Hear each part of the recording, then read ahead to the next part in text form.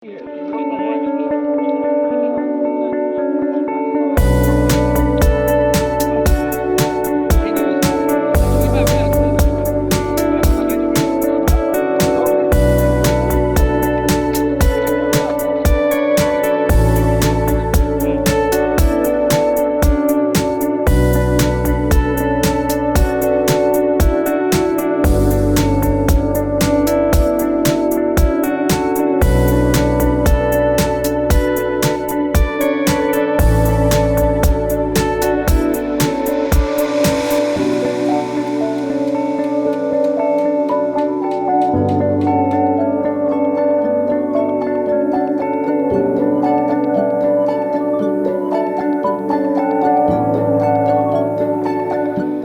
বাবে অতি সৌভাগ্য আৰু আনন্দৰ বিষয় শ্ৰীমন্ত শংকৰদেৱ নাম ধৰ্ম সমাজৰ দ্বিবাৰ্ষিক অধিৱেশন বিশ্বনাথ চাৰিআলিত খুব উলহ মালহেৰে আয়োজন কৰিছে আৰু সমূহ ভক্তপ্ৰাণ ৰাইজ ইয়াত সমাগত তেখেতসকল সমাগম হ'ব, সকলো ইয়াত আহি উপস্থিত হ'ব আৰু বিশ্বনাথ চাৰিআলিৰ সমূহ ভক্তপ্ৰাণ ৰাইজৰ লগতে সকলো সমাজ সংগঠনে এই অনুষ্ঠানভাগ সৰ্বাংগ সুন্দৰ কৰিবৰ বাবে প্ৰয়াস কৰি আছে।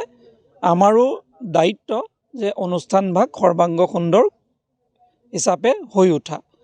তেখেতসকলে মাননীয় মুখ্যমন্ত্ৰী ডক্টৰ হিমন্ত বিশ্ব শৰ্মা ডাঙৰীয়াক অতিথি হিচাপে আমন্ত্ৰণ কৰিছে, আমাৰ কেইবাগৰাকী মন্ত্ৰীকো আমন্ত্ৰণ জনাইছে আৰু বহু বিশিষ্ট ব্যক্তিক ইয়ালৈ আমন্ত্ৰণ কৰিছে। তো বিশ্বনাথবাসী ৰাইজে সকলোকে আদৰিবৰ বাবে বিভিন্ন পদক্ষেপ গ্ৰহণ কৰিছে। তো আমি ইয়াৰ প্ৰস্তুতি সম্পৰ্কে আজি বুজ ল'লোঁ আৰু সকলো ধৰণৰ প্ৰস্তুতি যাতে খুব সুন্দৰভাৱে হওক, আড়ম্বৰপূৰ্ণভাৱে হওক আৰু অনুষ্ঠানভাগে যাতে বিশ্বনাথ চাৰিআলিৰ সুনাম কঢ়িয়াই আনক তাৰ বাবে আমি সকলোৱে চেষ্টা কৰি আছোঁ। আজি আমি আদৰণি সমিতিৰ লগত এখন সভাতো অংশগ্ৰহণ কৰিলোঁ।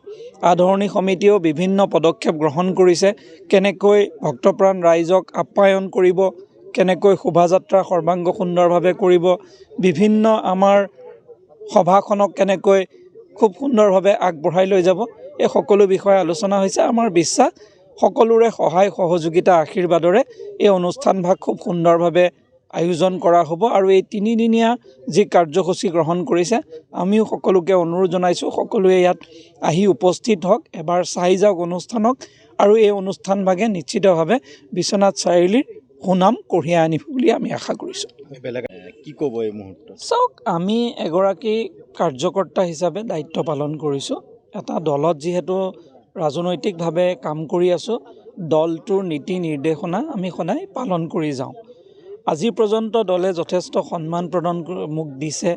মোক বিধায়ক, মন্ত্ৰী, সাংসদ, দলৰ সাধাৰণ সম্পাদক বহু দায়িত্ব দলে দিছে আৰু দলৰ দায়িত্ব মই পালন কৰি আহিছোঁ। কিন্তু অনাগত দিনত দলে কি দায়িত্ব দিব সেয়া দলৰ বিবেচনাধীন। মাননীয় মুখ্যমন্ত্ৰী মহোদয়ে চেষ্টা কৰিছে অসমখনৰ সৰ্বাংগন বিকাশ কৰিবৰ বাবে। ভাৰতৰ প্ৰধানমন্ত্ৰী নৰেন্দ্ৰ মোদী ডাঙৰীয়াই দায়িত্ব লোৱাৰ দিনৰ পৰা আমাৰ এই উত্তৰ পাৰ বা অসমৰ উন্নয়নৰ বাবে যিখিনি পদক্ষেপ লৈছে ই আমাৰ বাবে অতি, আমি ক'ব লাগিব যে আমাৰ বাবে এক স্মৰণীয়। কাৰণ আমি বিশ্বনাথত যি হত্যা, হিংসা, উগ্ৰপন্থীৰে জৰ্জৰিত অঞ্চল আছিলে, আজি এক শান্তিৰ পৰিৱেশ। ইয়াত কোনো ধৰণৰ এনেকুৱা কোনো অশান্ত পৰিৱেশ নাই। কোনো আজি আপুনি যদি চাই কোনো আন্দোলন নাই, অসম বন্ধৰ দৰে ব্যৱস্থা আজি নোহোৱা হৈ গৈছে। তো আজি সকলোৱে শান্তি সম্প্ৰীতিৰে সমন্বয়েৰে বসবাস কৰিছে।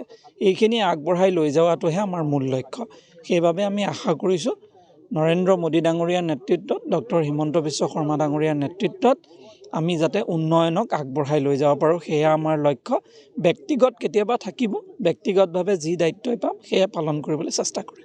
আজমলৰ সংগ এৰি 4জন বিধায়কে, AUDF-ৰ 4জন বিধায়কে হাতীৰ পিঠিত উঠিবলৈ সাজু হৈছে, কি ক'ব? চাওক, সেয়াতো ৰাজনৈতিকভাৱে যেতিয়া নিৰ্বাচন আহে বিভিন্ন বিধায়কৰ সেয়া তেওঁলোকে নিজৰ নিজৰ ব্যক্তিগত চিন্তাত এইখিনি কৰে। কিন্তু আজিৰ দিনত আজমল আমাৰ কাৰণে অপ্ৰাসংগিক। আৰু আপোনালোকে জানে আমি আমাৰ সভ্যতা, সংস্কৃতি, আমাৰ সমাজখনক শক্তিশালী সুৰক্ষিত কৰিবৰ বাবে আমি চেষ্টা কৰি আছোঁ। আমি সুৰক্ষিত অসম চেষ্টা কৰিছোঁ। আমাৰ সভ্যতা সংস্কৃতি যাতে সদায় থাকক তাৰ বাবে আমি প্ৰয়াস কৰিছোঁ আৰু অসমীয়া জাতিসত্তাটো শক্তিশালী কেনেকৈ কৰিব পৰা যায় তাৰ বাবে আমি চেষ্টা কৰিছোঁ। সেইকাৰণে লুৰিণজ্যোতি গগৈয়ে কৈছে দিলীপ শইকীয়াৰ চিন্তাধাৰা অসমবাসীৰ বাবে ভয়াৱহ বুলি কৈছে। চব তেওঁৰ ব্যক্তিগত মতামত, কিন্তু অসমৰ ৰাইজে কি ভাবে সেইটো ডাঙৰ কথা।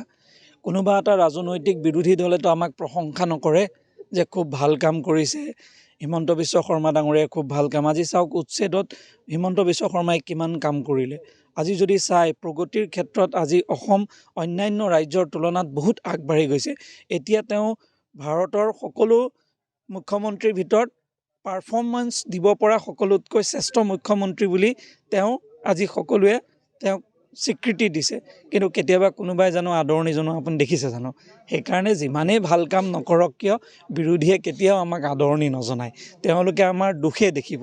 কিন্তু আমাৰ দায়িত্ব যে অসমৰ ৰাইজৰ মৰম আমি পাইছোঁ, অসমৰ ৰাইজে আমাক হিয়া উজাৰি মৰম কৰিছে, সেই মৰমখিনি ধৰি ৰখাটোহে আমাৰ কৰ্তব্য আৰু এইটো আমি চেষ্টা কৰি যাম ভৱিষ্যত দিনত।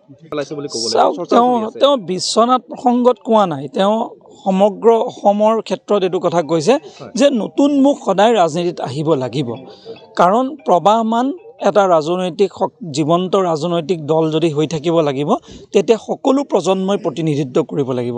জ্যেষ্ঠজনৰো লাগিব, কনিষ্ঠজনৰো লাগিব, মহিলাও লাগিব, আমাৰ যুৱকো লাগিব, সকলোকে সামৰিহে আমি ল'ম। সেইকাৰণে দলে আজি দায়িত্ব যেতিয়া ৰাজনৈতিকভাৱে আপুনি দলৰো যদি দায়িত্ব চাই, আমি বহুত নতুন নতুন ডেকা ল'ৰাক বিভিন্ন দায়িত্ব দিয়া হৈছে, মহিলাক দায়িত্ব দিয়া হৈছে। তেনেকৈ এইটো প্ৰতিফলন যাতে ৰাজনৈতিক ক্ষেত্ৰখনতো হওক, এইকাৰণে মুখ্যমন্ত্ৰীয়ে চেষ্টা কৰিছে আৰু নিশ্চিতভাৱে নতুন মুখ কেইবাগৰাকীও আহিব বুলি আমি আশা কৰিছোঁ।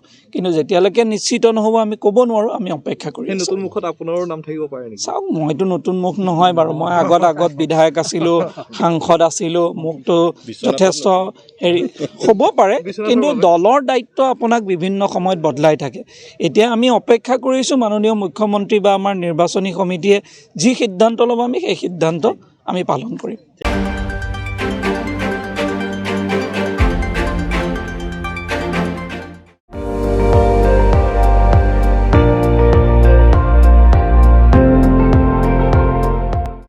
আপুনি চাই আছে ND24, সৰ্বশ্ৰেষ্ঠ নহয় সৰ্বোত্তমৰ দৌৰত।